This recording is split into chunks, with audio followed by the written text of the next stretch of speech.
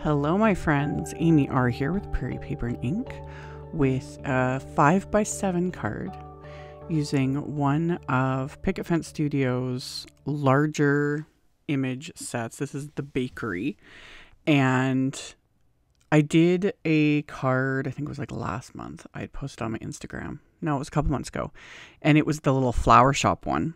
Little, they're not little, these are like big images.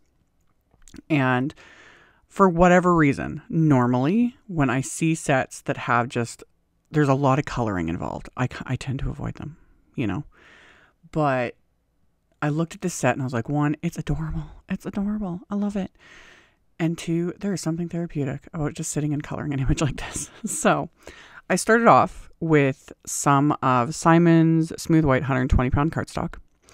And I got the stamp, you know, centered and lined up because I was planning on using a large double stitch rectangle to die cut it. And I inked it up with Simon's Intense black ink. I'm going to stamp it a couple times. And it doesn't really show on camera, but when I stamp it the second time, I mess it up, which happens a lot, especially when I'm not paying enough attention. When I'm restamping and don't keep the cardstock directly in the corner of my MISTI. So, flipped it over. Cardstock has two sizes. It just works. So that's what I did. I flipped it over, made sure I kept the cardstock in the corner of my MISTI. Inked up the stamp again. I'm going to stamp it a couple times just to get all of that detail. Once this is stamped, I am going to color it in using my Spectrum Noir TriBlends. And I'm going to show, like I generally do at the very beginning of my coloring, I'll do like real time because I do not color this fast at all. Sometimes it would be wonderful. Honestly, not necessarily for crafting. If I could edit this fast, if I could clean this fast, life would be wonderful. But right now it's real time. And I used a combination, like I just used up like a bunch of markers. I was just grabbing markers at random with one like this, like an image like this. I was like, there's no need for like a color combo. You know, a lot of times just the color combos on cards and that sort of thing. And it all makes sense and it makes things more cohesive, whatever. But I was like, don't need one. I'm just coloring this image, just how I would love to see it in my head. I would love to walk up on a little place that had a teapot shaped bakery. How fun would that be? And little cup shaped like apartments behind it.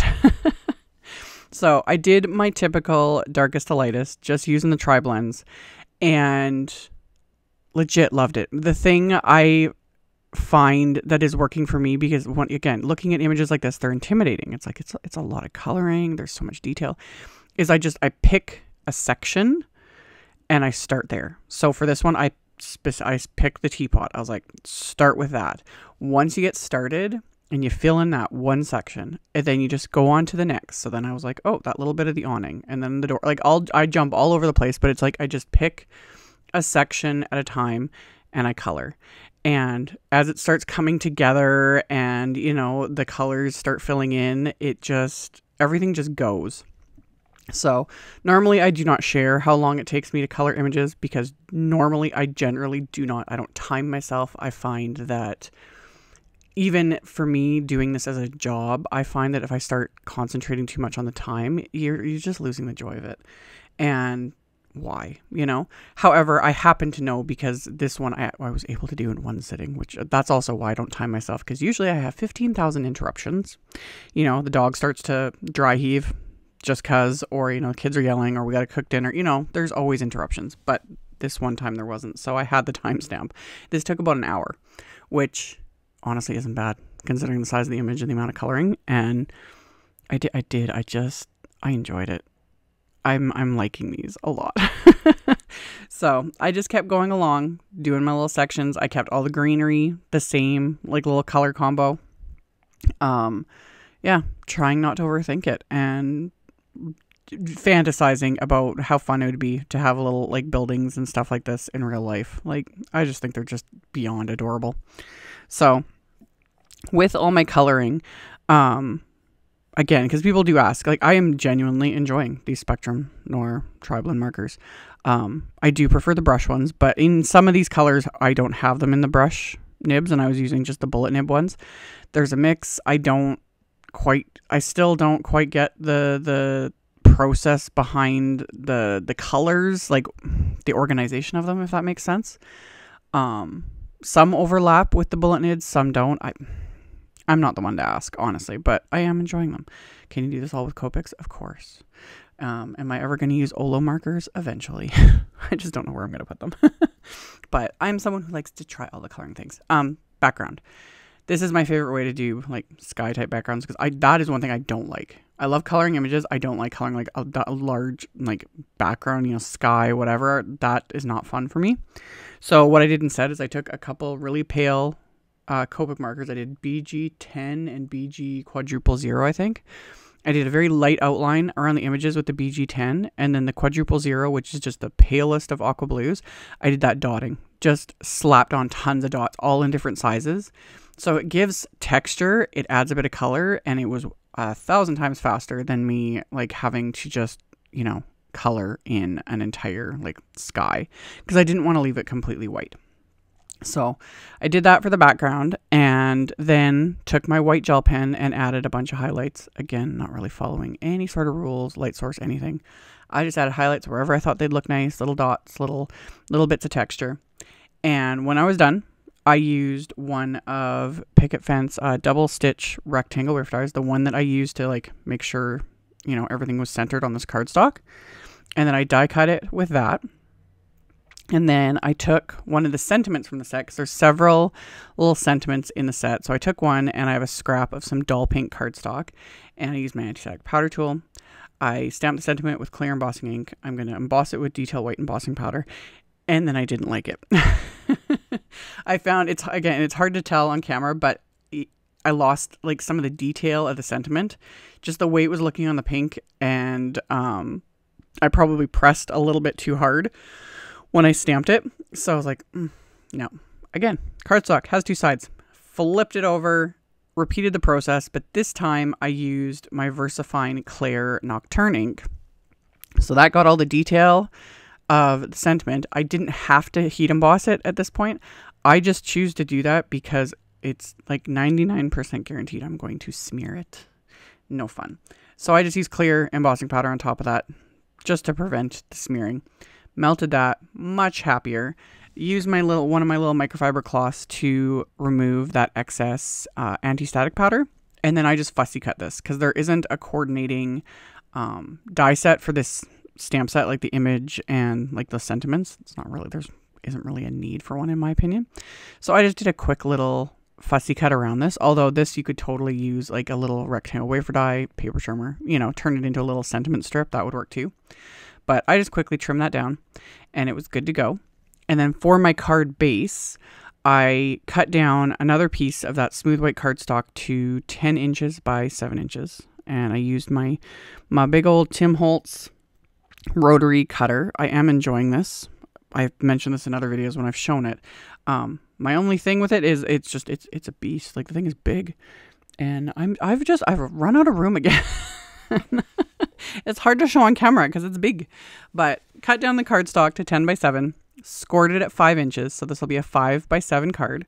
So I scored that with my Teflon bone folder using my little score buddy, and then reinforce that fold. And then I'm going to flip this card inside out and use a bit of tape to tape it closed, because I got to put something on the inside, of course.